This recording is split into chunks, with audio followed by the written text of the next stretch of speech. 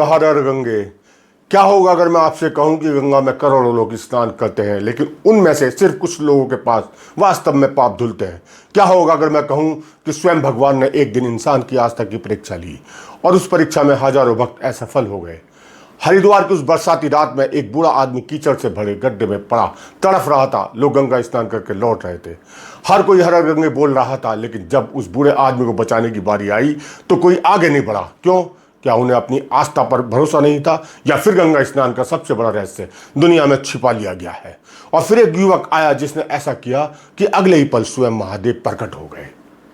आज की कहानी सिर्फ गंगा की नहीं, ये इंसान के विश्वास की है, उसके पाप और आत्मा के सम्मान की है, सबसे बड़े रहस्य की कहानी है जो वीडियो के अंत तक जरूर देखिएगा, क्योंकि आगे जो होने वाला है वह आपको सोच हमेशा के लिए बदल देगा।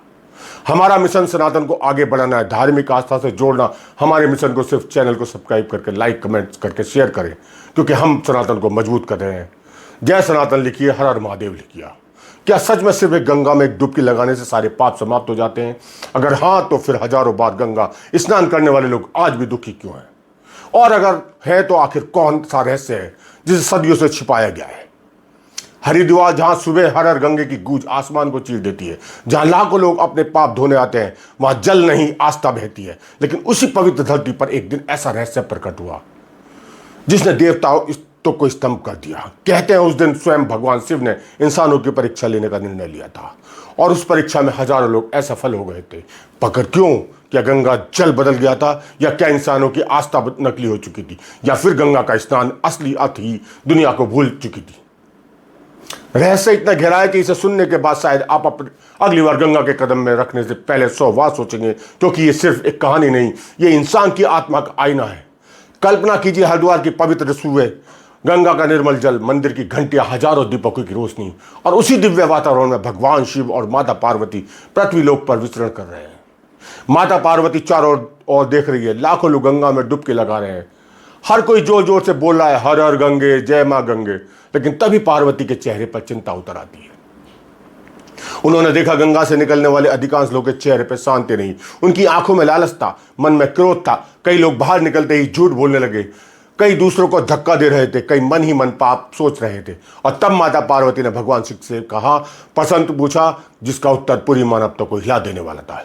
हे प्रभु, यदि गंगा में वास्तव में पाप नष्ट करती है तो ये लोग अब भी दुखी हैं, और पापी क्यों हैं? अब कुछ पल के लिए वातावरण शांत हो गया, गंगा बहती रही, घंटियां बजती रही, लेकिन भगवान शिव मुस्कुराते रहे। फिर उन्होंने ऐसा उत्तर दिया जिससे पूरी सृष्टि का सबसे बड़ा आध्यात्मिक रहस्य खोल दिया। प्रिय, इन लोगों ने गंगा स्नान किया है नहीं, बल्कि पार्वती जी स्तंभ रह गई। क्या मतलब प्रभु? मैंने स्वयं इन्हें गंगा में डुबकी लगाते हुए देखा है। तब महादेव बोले, केवल शरीर को जल में डुबो देना स्नान नहीं होता। जब तक मन पवित्र ना हो, जब तक विश्वास न सच्चा हो, जब तक भीतर का अंधकार ना धुले, तब तक गंगा भी कुछ नहीं कर सकती। यह सुनकर माता पार्वती चौंक उठी, लेकिन उन्होंने अभी भी विश्वास नहीं किया। अब भगवान शिव ने कहा, कल मैं तुम्हें इसका प्रमाण दूंगा। और यहीं से सोच शुरू हुई एक ऐसी दिव्य लीला की जिसे सुनकर आज भी रूह कांप उठती है। अगले दिन आसमान काले बादलों से भर गया, भयंकर वर्षा शुरू हो गई, हरिद्वार की गलियों में कीचड़ भर गया, चारों तरफ अंधेरा, भय फैल गया। उसी समय भगवान शिव ने एक वृद्ध ऐसा मनुष्य का रूप धारण कर लिया, कमजोर शरीर, सफेद बाल, कांपते हाथ, और फिर धड़ाम में गहरे कीचड़ में गिर पड़े। ऐसा लग रहा था जैसे कोई बूढ़ा आदमी दर्द से तड़फ रहा है, मदद के लिए पुकार रहा है। माता पार्वती जी को शिव जी ने सुंदर युवती का रूप देकर वहीं बैठा दिया और कहा, जब लोग उनसे कहना मेरा पति गड्ढे में गिर गए हैं, कोई पुण्य आत्मा इन्हें बचा ले। लेकिन इसके साथ ही महादेव ने एक और बात कही, एक ऐसी बात जो इंसानों के असली चेहरे सामने आने लगे थे। जो भी मुझे निकालने आए उससे कहना मेरे पति निष्पापी हैं, उन्हें वही छू सकता है जो स्वयं निष्पापी हो। यदि पाप ने हाथ लगाया तो वह तुरंत भस्म हो जाएगा। माता पार्वती ने वैसे ही किया, और फिर शुरू हुई इंसानी आत्मा की सबसे बड़ा परीक्षण। गंगा स्नान करके लौटते लोगों को भीड़ न आने लगी। तभी सभी के शरीर भीगे हुए थे, माथे पे तिलक था, होठों पर हर गंगे, लेकिन दिल के भीतर क्या था? यही केवल स्वयं महादेव बैठे थे। कुछ लोग युवती को देखकर मन ही मन वासना में डूब गए, कुछ ने हंसते हुए कहा, बूढ़े को मरने दो।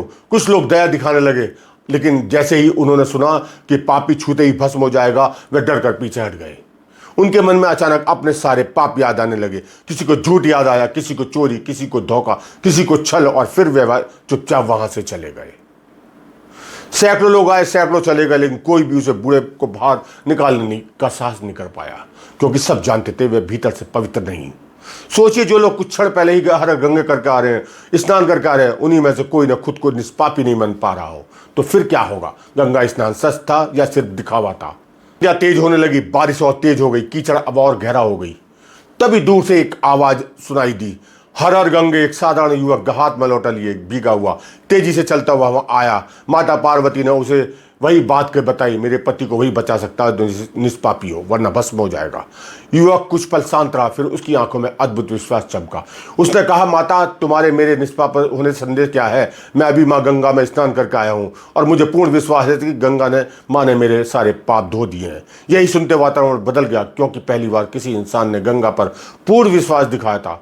उस युवक ने बिना डरे सीधे गड्ढे में हाथ डाला और बूढ़े को बाहर निकाला, और अगले ही क्षण आसमान चमक उठा, बिजलियां कड़कड़ाने लगी, गंगा जल पर जलित हो चुका, चारों तरफ दिव्य प्रकाश फैल गया।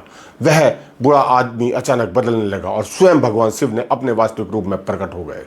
जटाओं में गंगा बह रही थी, तीसरी आंखें अग्नि रूप थी, चमक रही थी। संपूर्ण वातावरण हर हर महादेव से गूंज उठा। माता पार्वती अपने दिव्य रूप में प्रकट हुई। युवक स्तंभ रह गया, उसकी आंखों में आंसू बहने लगे, और तब भगवान शिव ने वचन दिया और कहा, आज भी गंगा स्नान का सबसे बड़ा सत्य माना जाता है। इतने लोगों में सिर्फ इसी एक वास्तव में गंगा में स्नान किया है, क्योंकि सच्चा स्नान शरीर का नहीं, विश्वास का होता है। जिसके भीतर श्रद्धा नहीं, जिसके भीतर विश्वास नहीं, जिसका मन पाप छोड़ देगा नहीं चाहता, उसके लिए गंगा केवल पानी बहकर रहती है। लेकिन जिसलिए सच्चे हृदय से आत्मा समर्पण किया है, जिसने विश्वास किया है, उसके लिए गंगा स्वयं मोक्ष का दायिनी बन जाती है। और यही कारण है जो आज भी करोड़ों लोग नहीं समझ पाए हैं। लेकिन कहानी यही समाप्त नहीं होती है, क्योंकि गंगा केवल एक नदी नहीं है, एक जीवत शक्ति है। प्राणों में कहा गया है कि गंगा तीनों लोकों में बहती है, स्वर्ग, पृथ्वी और पाताल। कहा जाता है कि गंगा एक रहस्यमयी मार्ग सीधे पाताल लोक तक जाता है, जहां 33 कोटि देवी देवताओं की ऊर्जा निवास करती है। कुछ संत कहते हैं कि गंगा में भीतर ऐसे अदृश्य द्वार हैं जो सामान्य आंखों में दिखाई नहीं देते। हरिद्वार, काशी, गंगोत्री और प्रयागराज, इन स्थानों को केवल तीर्थ नहीं बल्कि ऊर्जा का केंद्र कहा गया है, जहां पृथ्वी और देवलोक की शक्तियां मिलती है। और यही कारण है कि सदियों से ऋषि मुनि गंगा के किनारे तपस्या करते आए हैं। लेकिन क्या आपने कभी सोचा है, गंगा के जल में ऐसा क्या है जो हजारों साल तक खराब नहीं हो पाता है? वैज्ञानिक भी आज तक इसका रहस्य नहीं समझ पाए हैं। कुछ शोध बताते हैं कि गंगा जल में अद्भुत जीवनदायिनी शक्ति है, लेकिन संत कहते हैं उसका कारण बिना विज्ञान नहीं, दिव्यता है, क्योंकि ये वही गंगा है जो भगवान शिव की जटाओं से पृथ्वी पर उतरी। और इसी गंगा के रहस्य से जुड़ा है भगवान गणेश का एक अद्भुत प्रसंग।